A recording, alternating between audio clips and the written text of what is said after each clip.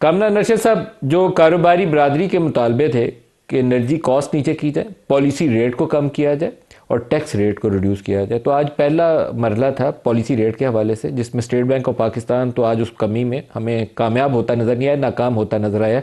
आपका रद्द-ए-अमल?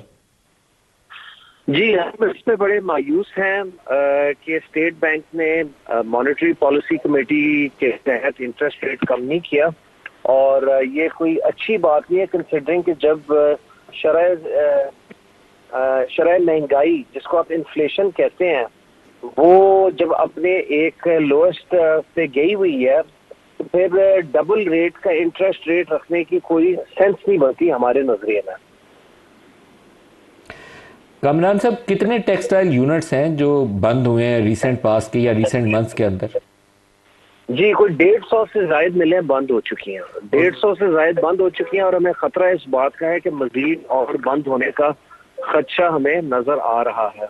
जो 150 बंद हुई हैं उसमें कोई बड़े बड़े नॉन कारोबारी ग्रुप्स भी नाम ज़हन में है आपके कि किन की मिल्स बंद हुई हैं?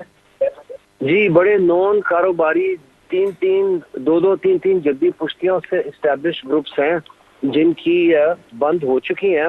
नाम लेना शायद इतना मुनासिब ना हो, लेकिन कईयों की बंद हो चुकी हैं और मजीद बंद होने के ध्यान पे हैं। और उसकी वजह क्या है? उसकी वजह सर बिजली, गैस, शरह सूद और खित्ते की सबसे बुलंद तरीन टैक्सेशन।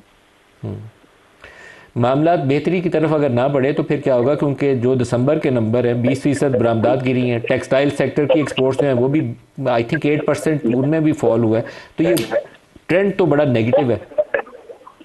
जी, ये ट्रेंड मजीद और खतरे में जा सकता है क्योंकि दिसंबर के महीने में 19.5% एक्सपोर्ट कम हुई है और मजीद एक्सपोर्ट गिरने का खतरा है। 8% एक्सपोर्ट टेक्सटाइल सनत कम हो चुकी है, 19.5% इज्तिमाई।